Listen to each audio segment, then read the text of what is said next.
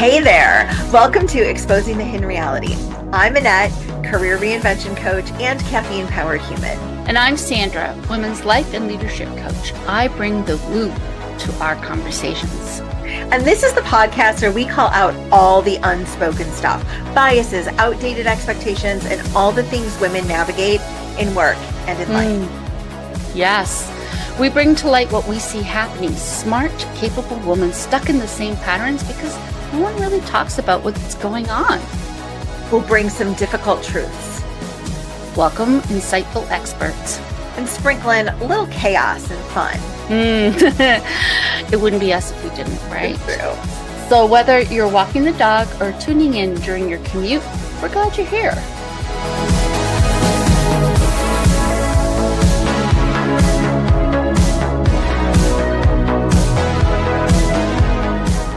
Let's do this. Let's do this. You want to do the let's do this together? Like 3, 2, 1, let's do this. All right, 3, 2, 1. Let's do this. Thank you so much. I guess we're doing it. And we're so We excited. are so doing it. We are so doing it. And we are joined today by Cheri Bergeron. And I'm going to give you the floor and let you tell us a little bit more about yourself and what you do.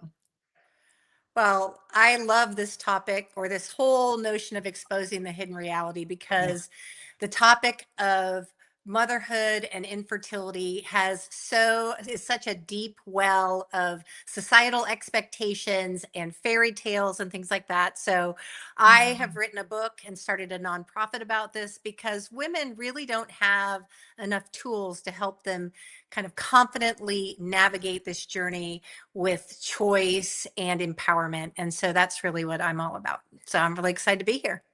Oh my gosh, yeah, we're excited to have you. Yes. And one of the things that I think it's so important for people to recognize about this topic is how pervasive it is. Can you talk a little bit about any statistics around infertility? It's crazy. 17% of people experience infertility, and it's men and women. Actually, 40% of infertility issues are men. And by the way, the hidden reality is we never talk about that part. We never talk about men's biological clocks. Don't get me started on that whole thing. You know, a lot of it is women bearing the burden for a lot of this and feeling if they have struggles conceiving that there's something wrong with them, that they are broken. And I felt a lot of those kinds of things. So, you know, that's 1 in 6 people of reproductive age worldwide, which is to me just mind blowing. And yet, 7 out of 10 women don't speak with their doctors about their fertility. And so this is just this kind of secretive, isolating area. And it's time for us to really open up the conversation. And I feel like there's, and maybe it's just me, but I feel like it's a double-edged thing, because if you don't want to have children, right? If you know this is not a path I want to go down, there's so much judgment. True. And if this is a path you want to go down and you're having challenges, there's so much insensitivity. When are you guys going to have kids? Why aren't you having kids? I'm ready to have kids. Right. It's so ingrained in our culture. I think that's the thing. It's ingrained in the fabric of our culture. But what I wrestled with was this notion of feminism. I mean, I felt very empowered as a girl growing up that I could be anything. And I pursued that with a great deal of vigor and ambition. But what I learned was that nobody teaches us how to plan for motherhood and how to fit that into this new empowered state that we have. And so here I was, a successful career woman who felt completely powerless to get the family that I wanted. I mean, that's messed up. You know, we shouldn't feel powerless about this, but that's really the place I think that our culture puts us in. Wait for the right person, get married, and then the babies will just miraculously come and everyone will live happily ever after. But life doesn't always work out that way. And so then what? What are our options then? And by the way, feminism also says you can live life on your own terms. And if motherhood isn't right for you, that's okay. I think you're a much more responsible person to say, you know what, motherhood's not for me, than to succumb to societal pressures and raise a child that is, damaged and hurt. I mean, that's not what we want to do. So we really need to open up the options for women to, become mothers if they want to and on their own terms. Yes, I love that. I think the power of choice is so powerful, and really understanding those options. So what you said before that really struck me is that, you're plodding along your career, maybe you've got the education that you want, and then all of a sudden you're like, ooh, I'm supposed to be making a different decision here now. So how can women, families better plan for that timing? Right. Well, the biggest thing for me started with trying to find the right person that I felt I wanted to have children with. There was a tremendous amount of pressure around that. And that's really the question that caused a lot of relationships to end. Like, no, I don't think I could see myself having children with this person. And so then I felt like I was going around this monopoly board and I'm on go again. Or maybe some women have gotten a divorce and they're starting over and they're thinking, wow, I just lost 6, 8 years of my life, and yet my biological clock hasn't changed, right? So that's a big issue. But then I took my fertility for granted. I kind of just said, well, medical science is going to have my back. And we see in the media people having children in their 40s and, even some in their 50s. Celebrities really perpetuate a lot of this. And so I'm thinking, no problem. I mean, I might need some medical help, but no big deal. Well, when the fertility doctor showed me the chart of our reproductive timelines, I was like, oh, this is a big deal. And the fact is, our fertility starts to decline at age 30, and it really starts to take a deep slope at 35. And so when I was sitting there at 40, my options were very, very limited. And I candidly was shocked. I was like, how did I miss this? And so I don't want women to miss this, And so what we can do is we can ask our doctors about our fertility really in our 20s. Right. We can plan intentionally and learn about the various options to motherhood, including non-traditional means. And then we can really believe that we don't need to be stuck in that traditional fairy tale, that we can write our own, one that suits us and that brings the happiness that we deserve. Mm. Yeah. Mm-hmm. So Yeah. the women that you work with, Cheri, what are some of the things that you help them with? Well, I think we don't have any kind of fertility education in school, right? So probably the biggest message that we get as women is don't you dare get pregnant. I mean, that's the thing, right? And then all of a sudden we're supposed to flip a switch and be like Mother Earth, you know, and Yes. just this prolific womb.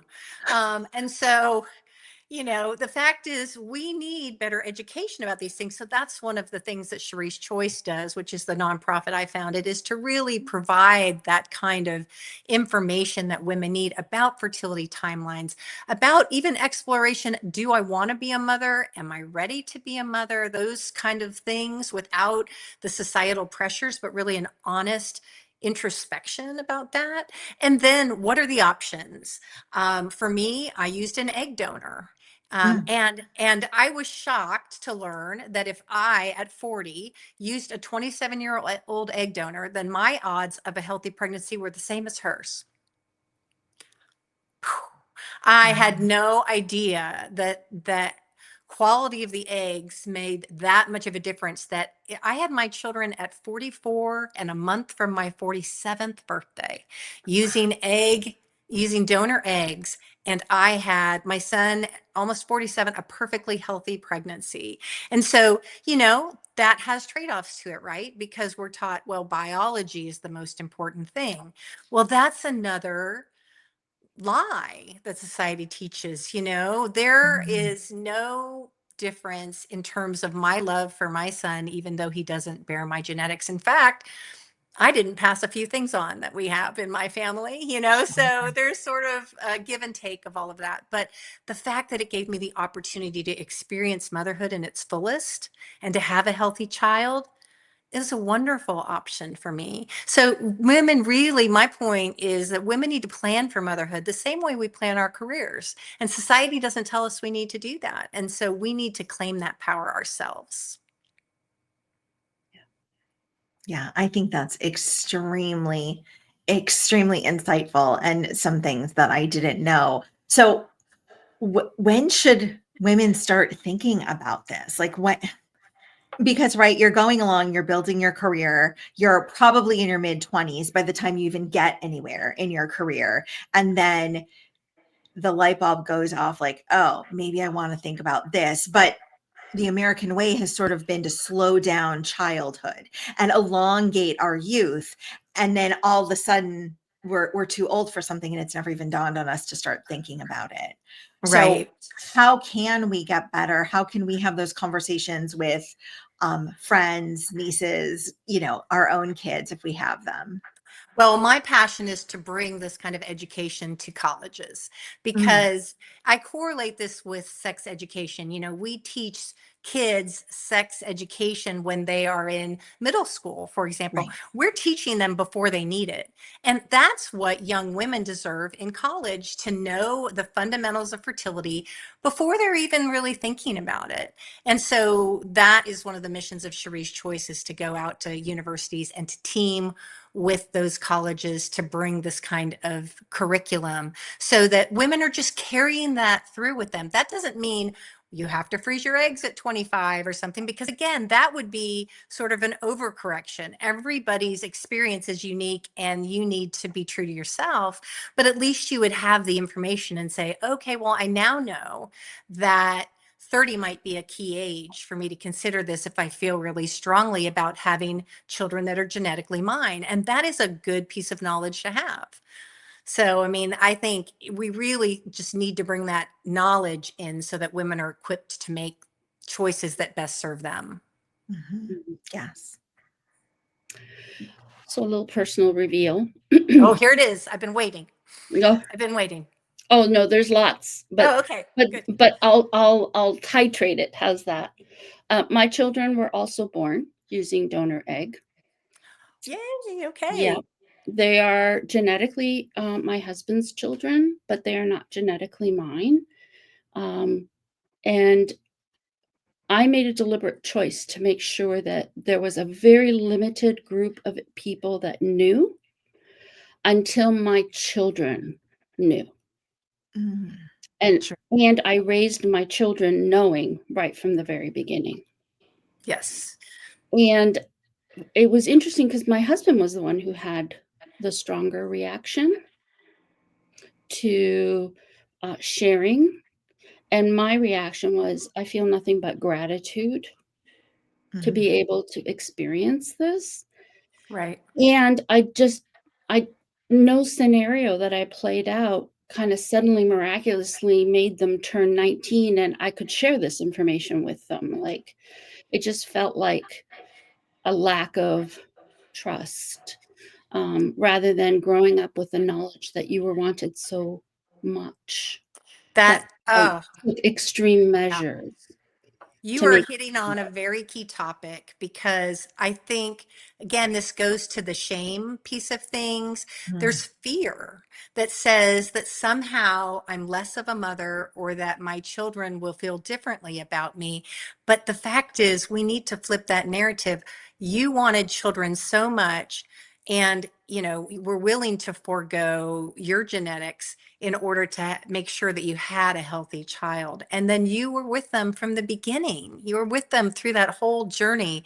And this is that fallacy of to say, oh, that the bond really comes from biology. The bond does not come from the genetics. The bond comes from the love and the commitment day to day that we give to our children. And your children know that.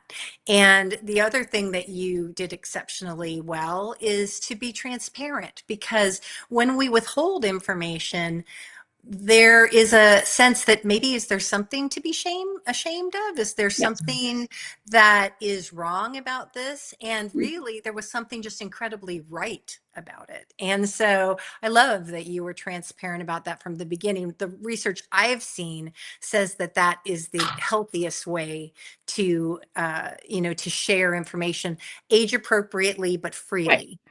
Right. So, as they've gotten older, of course, it's like they understand, right? And when they got to middle school, my boys are now 19, and my daughter's 16. So, when my boys were in middle school, they were like, and they're teaching you the blood typing through the fingertip thing. That's when they were like, oh, okay, I understand this in a completely different way than I understood it before. Um, but it's so interesting how people forget, right? My sister was one of the people who knew from the very beginning. And, not too long ago, her comment was, they're so much like you, they look so much like you. And I'm looking at her like, really? Like, seriously, like, let's take a moment and think about that, right? You know what the answer is? Thank you. I Yes, yes. appreciate that. And you know what? I agree. I think they do. And the one that I thought was the funniest was one of my children looked at me and said, "Mom, was I planned?" Just a little bit. Yeah. Yeah. And you can't get more planned than you were. I actually said you were designed, actually. You were very intentionally and wonderfully designed. So, I You were agree. I project mean, managed, right? With deliverables, milestones, all the things. Yes. actually, it's funny because my son he's 10, he's very into dinosaurs. And we talk about blending this one and that one and stuff. And it actually was kind of a good format to talk with him and say, we just made this superhuman that is you. And, you were just very intentionally and wonderfully made. I love Yes. that. So Yes. beautiful. Yeah. Tell But us I'm more glad about that your, go ahead. No, I was just glad that you took that path and that you freely shared that information, because again, a lot of people from single mothers by choice and things who have sperm donors, they just say, I always knew, and it was no big deal. And Right. so even if someone tried to tease them, oh, you didn't have a father or something like that, they'd be like, yeah. And it never landed for them as a insult because they felt no shame around Yes. it. And that was the key part. For me, the book that I chose to read, we told them right from the very beginning, this is a book about you guys, right? And they would love that book. They'd ask all the time, "Can you read it? Can you read it to us?" But one of the things that they talk about in that particular book is families come in all kinds of different like they look different. Some kids grow up with their grandparents. Some kids grow up adopted. Some kids grow up in a different country because of different situations. And to try and really normalize that family is not about genetics necessarily. It's about the people that you share love with. That's absolutely true. And I think many of your audience may relate to feeling less connected with some of their biological family members. There are some some of my family was very critical of my Mm. journey as a doing IVF and becoming a single mother, due to very devout religious beliefs. And that was incredibly painful, because aren't your family members supposed to love and support you? And if this is the desire of your heart to become a mother, when they don't support you, that is just a really hard thing. And so family for me has become people who accept you, who lift you up, who are supportive and are there when you need them, and you are the same to them. That's really family. Mhm. Yes, Yes. that's beautiful. Tell us more about your book. Oh gosh. So my book is a little bit of a cautionary tale, to Mm. be completely honest, of someone who didn't plan their path to motherhood. And so I am very unvarnished in this book, talking about all the things that I went through. I was a foster parent first, and then 7 years of IVF. My total journey of infertility was 10 years. And I also talk about the childhood wounds that I had that really made it difficult for me to find the right partner, because I had some painful interactions with my brother and with my father. And so one of the messages of the book is really do some of your own personal healing, because if Mhm. you have those kinds of childhood wounds that go unaddressed, it can really keep you from finding the right person. And that can further delay your journey to motherhood if that's something you really want. So I go through this whole path. And then at the end, finally achieving the family that I dreamed about, I talk about some of the learnings from that are, some of them are faith-based. Some of them are what truly is family, like we've been talking about, and then how to reclaim your power and chart your path to motherhood. So the book Mission Motherhood is available on Amazon. And, it's really meant to be a girlfriend to girlfriend kind of conversation. I wanted Mhm. it to be like we're sitting across from each other with a glass or probably a bottle of wine, and your friend is sort of pouring out their heart. That's the way the book is meant to be, to come across. So I hope it Mm. does. There's another aspect of motherhood that I think having this conversation and the conversation that your book fosters is we find it really hard to talk to our girlfriends when we experience loss through pregnancy.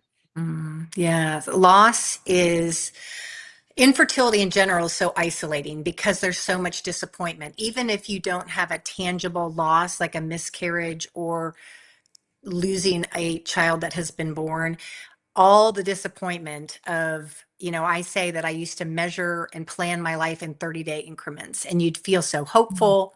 And then a few weeks later, your hopes were dashed and you were devastated. And it's hard to find friends that will fully go on that journey with you. And particularly if they have children and it wasn't a struggle for them. It's hard for them to relate. Sometimes I think friendships can get fatigued by Mm. things like that. And that's why I think it's really important to have other sources of support, including communities that are out there around for infertility support or single motherhood by choice and things like that. Because I have found that our friends and our family can't always bear the full weight of what we're going through. And it's really difficult if you hold it all inside. That can be devastating for your mental health. So finding those avenues where you can share some of that struggle, I think, is so important. Hmm. So important. And sometimes you need a place to go and talk about what's happening um, with a person who's not your spouse.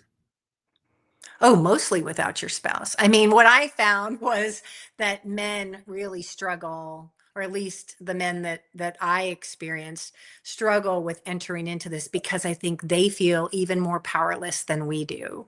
Mm. And their job is relatively easy, in an IVF situation.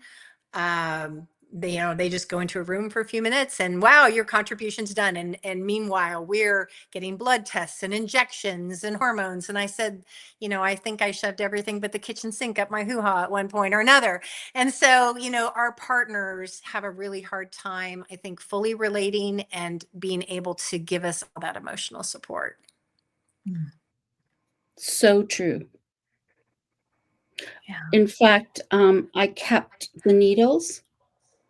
Oh gosh, really? I did. I kept the needles deliberately and by choice because I was fully prepared for my teenagers to say, like I said to my parents, "You don't love me." Because I was going to pull out this giant needle and say, "Oh, yeah?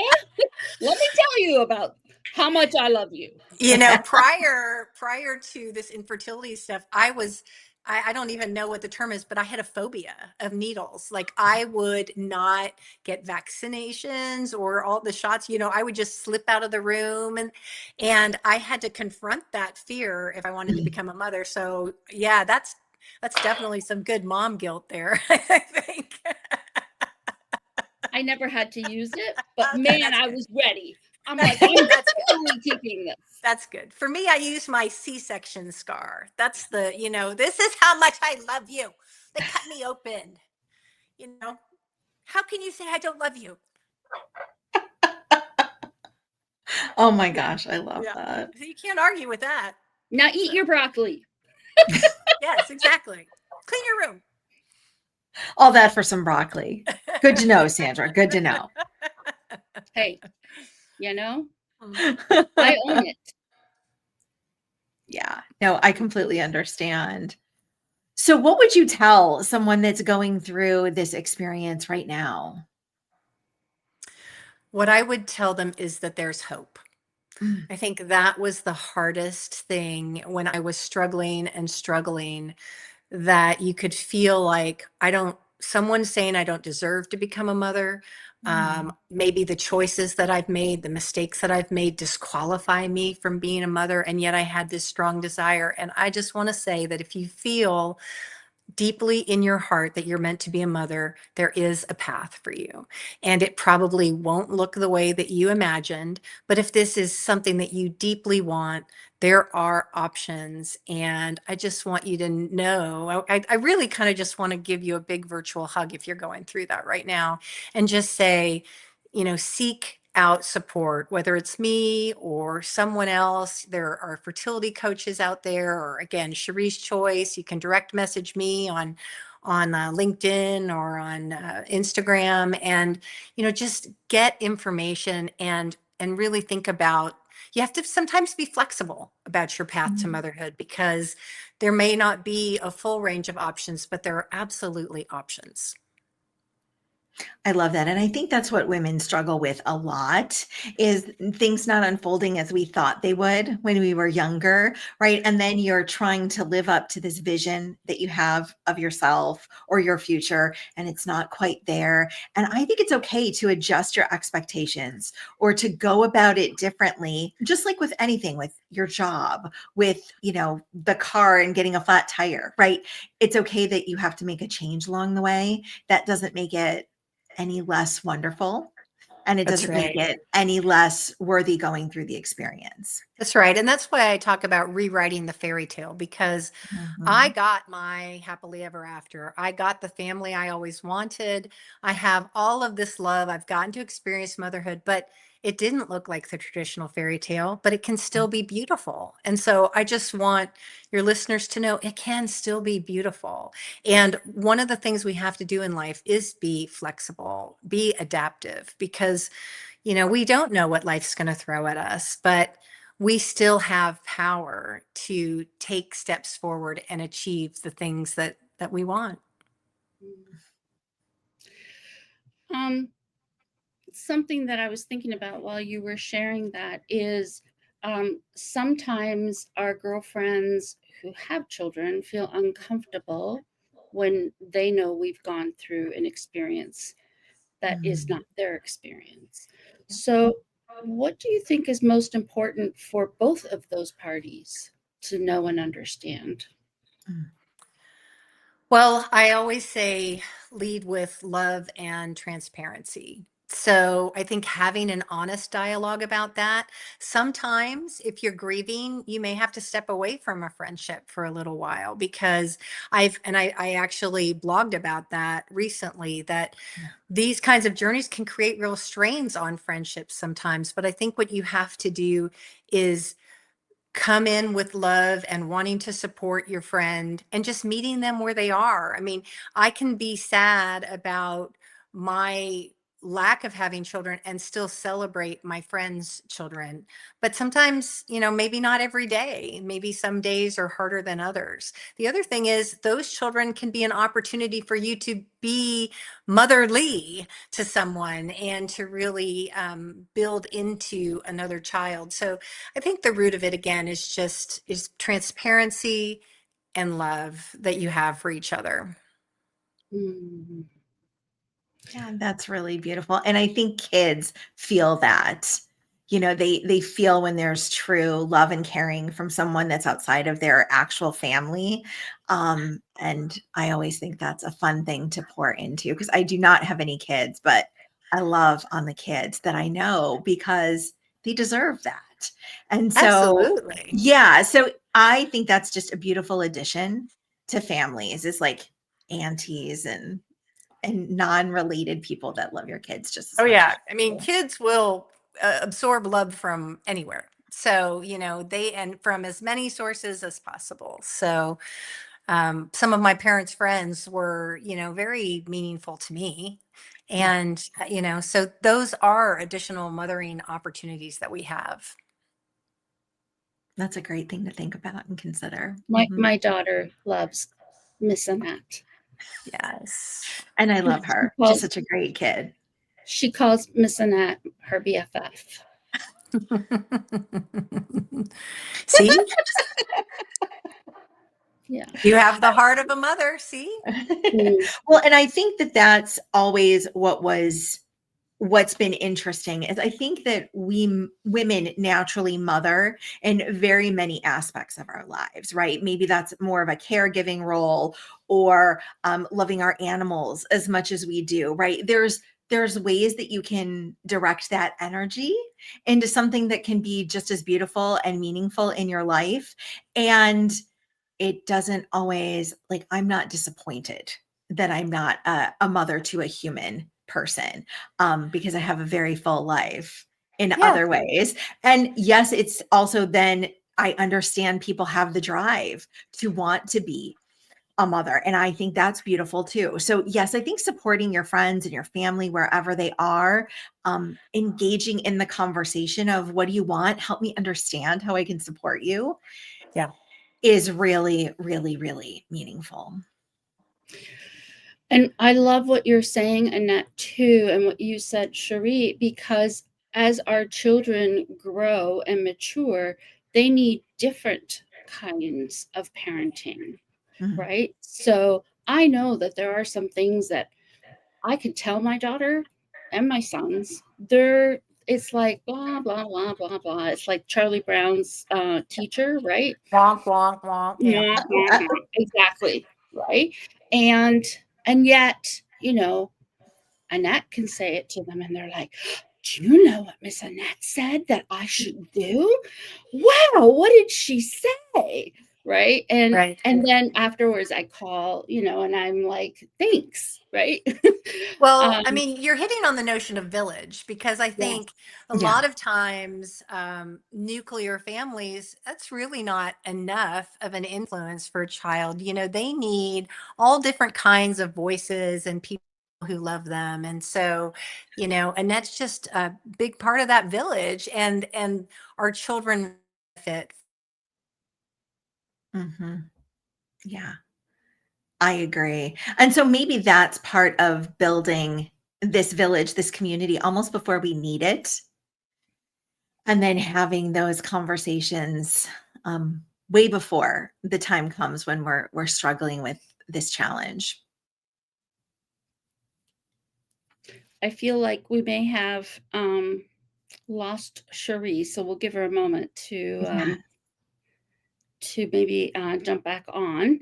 Um, But so to those people who are part of our audience and you're listening to this broadcast, we'd love to hear your thoughts. Let us know you're here. Say hello. If you've had any experience of this topic from any perspective, we'd love to hear whatever you'd like to share, or even any questions you might have. Yeah, that would be great. And I'm sure that we'll get the questions answered Mm-hmm. post stream. And Cheri's book was Mission Motherhood. And I'll also make sure that that gets put in our description box. Yeah.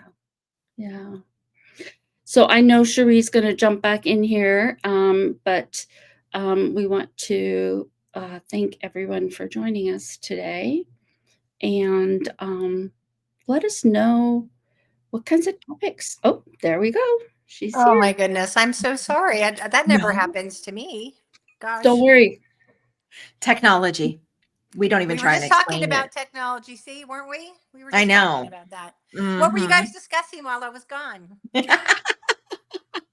We talking were about were you discussing, talking about me? yes. We were just discussing that we'd love to hear the experiences of our audience members and what they've gone through or their perspective on what we're speaking about. I would love to hear that too. Yeah, wouldn't that be great? Wonderful. So, Cheri, we're so grateful you were able to join us and to share about this particular topic. I don't think we talk about it often enough. I think it's so important.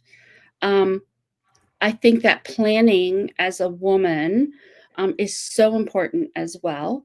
And we did, so one of the things I'm known about in this little thing is that, I throw a loaded topic in the last 5 minutes of the conversation, right?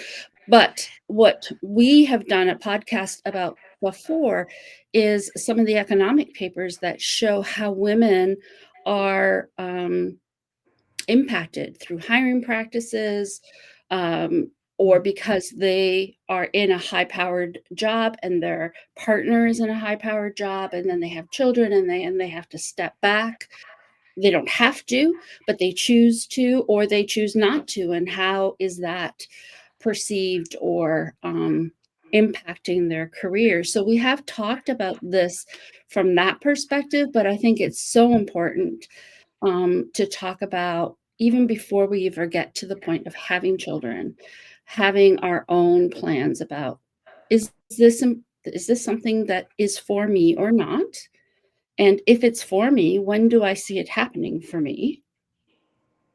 And what Yes, do I and then it's a rolling decision, really, which is, am I in the right kinds of relationship, or maybe it's better to pursue motherhood and then allow love to find you in its own time, as Yes. opposed to forcing that to have children and then perhaps ending up in divorce and things like that. So this is kind of a rolling set of decisions and thought processes that women need to have. And I don't know about you, but in my situation, I think that I had a timeline in mind, but because I wasn't anywhere close to being at that timeline, it never seemed important to me to go and check all the biology stuff. And Mhm. so when I was finally at that point, it was like, "Oh no, you're Yeah. you're like way done." Yeah. Exactly. I remember being very shocked by that. And there's this chart that I'm happy to share with people. It's on my blog, and I can share it with you for after the show, that really shows what those odds are. And I think that's something, again, we need to get in front of young women when they're in college so that they can understand this. They should memorize that the way we memorize our multiplication tables that I'm teaching my son right now, because you need to have that information so you're not blindsided. Yeah. Information is power. It is. Mhm. Great. So how can people get in touch with you? Cheri, what's the best method? I'm on LinkedIn, Okay. also CheriBergeron.com. Those are and then Cheri's Choice for the resources on the nonprofit and all of that kind of thing. And then, pick up the book if you want I've heard it was called a thriller. And I'm like, yeah, my fertility journey is a thriller. But if you want a book you can't put down, pick it up. Thank Love you that. so much for being With a here. happy ending. With a happy ending. With the happy ending. Again, thank you. you. Thanks for Yeah, your no, thank honesty and you. transparency. Yeah. Of course. I love you guys. As I said, you're a hoot. I love talking to you. You guys are great. Thank you. Thank you.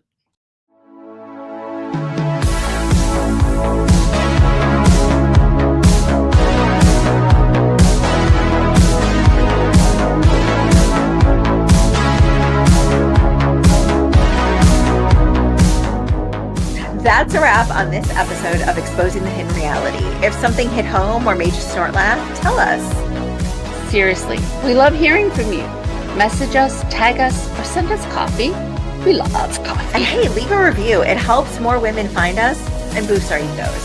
which are like fragile, like suspiciously fragile. True. All right, until next time, keep questioning, keep growing, and if all else fails, Blame the dog. see you next time. Wait, did we stop recording? No, we're still here. You have to push the red button. Red button. Cool. Just eternal podcast. Bye. Bye.